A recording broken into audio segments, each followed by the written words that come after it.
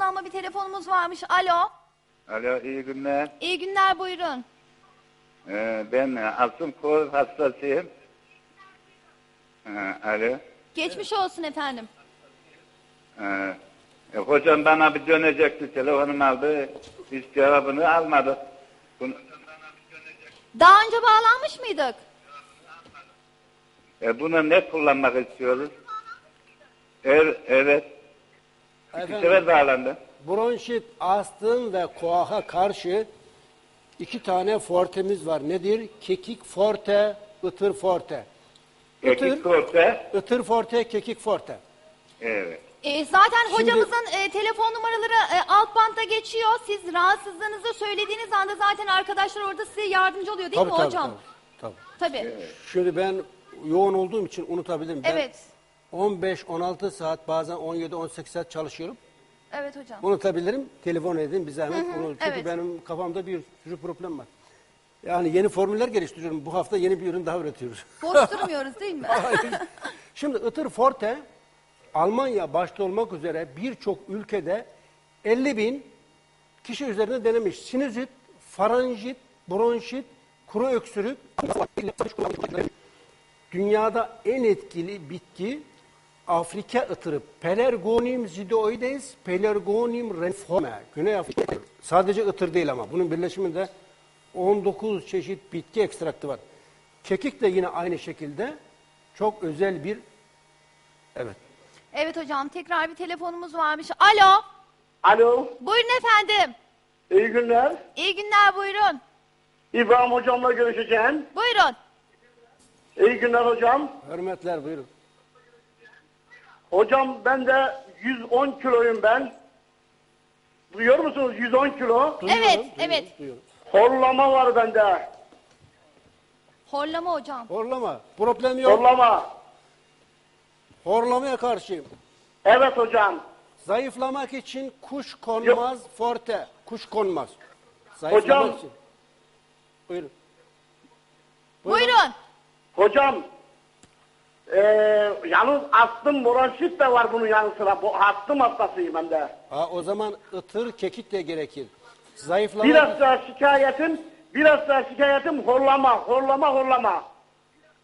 Şimdi horlamak için ada çayı forte. Horlamaya karşı. Şimdi Ada çayı forte. Kişi aynanın karşısına geçip ağzınızı açıp baktığınızda ileride 2 tane bademcik görürsünüz.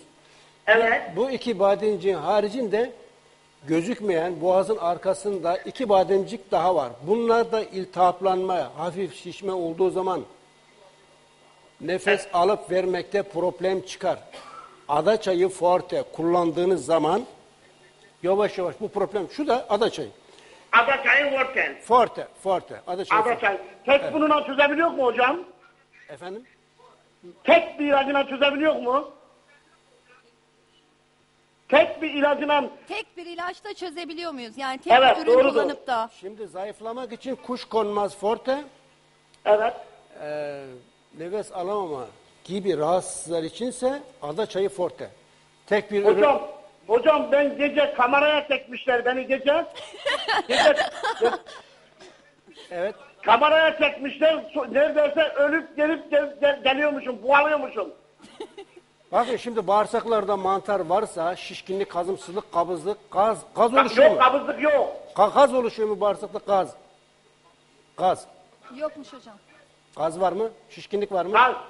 Hocam şişlik oluyor da bende kabızlık kesinlikle. Okey. Şimdi bağırsaklarda problem olmazsa zaten problem olmaz. İksir, aloe vera jel, ada çayı forte, kuşkonmaz forte kullandığınız zaman hem zayıflarsınız hem horlamadan kurtulursunuz. Problem yok. Evet. Bunu arkadaşlara söylersem ölürüm bu ilacı.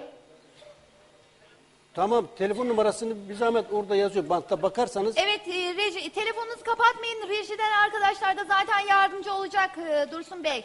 Evet. Geçmiş olsun efendim. İyi günler. Teşekkür ederiz. Hürmetler, Evet hocam. saygılar, horlama. Evet, horlama çok büyük bir problem. Hocam bayanlar da horluyor. Evet, sadece erkekler değil. Horlama Bayanlar maalesef. da horluyor. Şimdi bizim Horlayan bayan yok mu? Var. Evet. bir beyefendi geldi bana. Nasıl? Çekilmez mi? 130 kilo bir beyefendi bana geldi yazın. 130 kilo. Kolesterol, tansiyon, alerji, nefes darlığı, horlama gibi rahatsızlar var. 130 kilo. Belçika'dan geldi. Şimdi adamcağız tığ gibi olmuş maşallah. 90 kilo, 130 kilodan 90 kiloya inmiş. 5-6 aydır kullanıyor bizim ürünleri. Maşallah hiçbir şey kalmadı. Ne alerjisi, ne tansiyonu, ne kolesterol, ne nefes darlığı hiçbir şey kalmadı. 6 aydır. 6 ayda hiçbir rahatsızlık kalmadı. 130 kilo geliyordu. En büyük etken ama horlamadaki en büyük etken kilo değil Kilo mi? Yani problemi kilo. tabii ki burada nefes borusu daralıyor. Ses telleri daralıyor, artık nefes alamaz hale geliyor. Gözüken bademciklerin haricinde arkada 2 bademcik daha var. Bunlara iltihaplandığı, şiştiği için göremiyoruz. Yani çıplak gözle gözükmüyor. Muayenesi mümkün değil. Evet. O fark edilmiyor. İksir, aloe vera jel, ada çayı forte, ıtır forte kullandığı zaman horlamadan kurtulur. Problem değil. Tedavi edilir.